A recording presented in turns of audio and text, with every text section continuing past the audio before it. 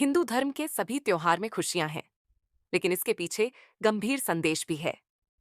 जैसे दिवाली अधर्म पर धर्म के विजय का प्रतीक है, वैसे ही होली भी है। इस त्योहार का स्पष्ट संदेश है कि घमंड अच्छा नहीं होता, ईश्वर से बढ़कर कोई नहीं होता। जो भी विधि के विधान को नहीं मानता, उसे कोई बचा नहीं सकता। जैसे होलिका या हिरण्यकश्यप वरदान के बावजूद भी मारे गए। कहते हैं, सतयुग में एक अति पराक्रमी दैत्य राजा था, हिरण्यकश्यप।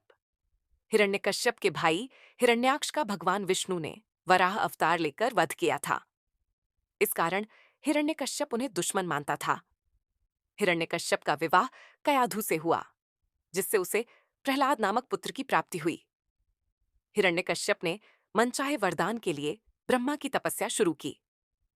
इस दौरान देवताओं ने उसकी नगरी पर आक्रमण कर दिया और वहां अपना शासन स्थापित कर लिया।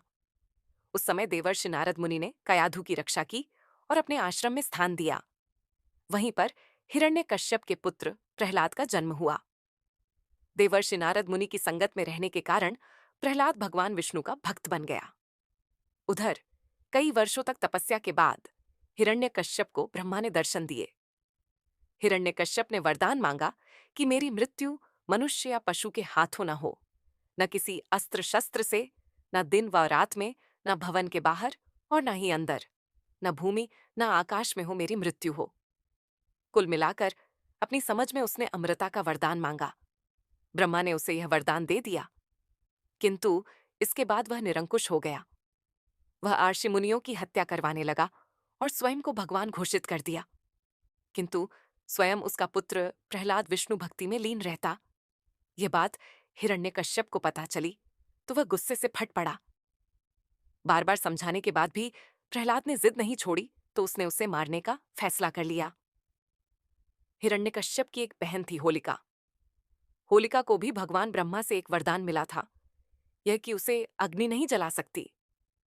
हिरण्यकश्यप ने होलिका को कहा कि वह प्रहलाद को अपनी गोद में लेकर अग्नि में बैठ जाए, ताकि प्रहलाद भाग न सके और वह उसी अग्नि में जलकर खाक हो जाए। होलिका ने किया तो ऐसा ही, किंतु वह खुद भस्म हो गई और प्रहलाद बच गया। कहा जाता है कि होलिका के एक वस्त्र में न जलने की शक्तियां समाहित थीं, किंतु भगवान विष्णु की कृपा से चली तेज आंधी से वह वस्त्र होलिका से हटकर प्रहलाद के शरीर से लिपट गया था। होलिका के जलने और प्रहलाद के बच जाने पर नगरवासियों ने उत्सव मनाया, जिसे छोटी होली के रूप में भी जानते हैं। इसके बाद जब यह बात फैली तो विष्णु भक्तों ने अगले दिन और भी भव्य तरीके से उत्सव मनाया। होलिका से जुड़ा होने के कारण आगे इस उत्सव का नाम ही होली पड़ गया। उधर हिरण्यकश्यप ने प्रहलाद को मारने के लिए उसे एक खंभे में बांध दिया। वह प्रहलाद को मारने ही वाला था कि भगवान विष्णु खंभा फाड़कर नरसिंह अवतार में प्रकट हुए। उन्होंने हिरण्यकश्यप को उसके भवन की चौखट पर ले जाकर संध्या के समय अपने गोद में रखकर नाखूनों की सहायता से उसका वध कर दिया। इस तरह ब्रह्मा का वरदान भी नहीं टूटा और आतताई का अंत हो गया। भगवान को भक्त प्रहलाद को उसका उत्तराधिकारी बना दिया।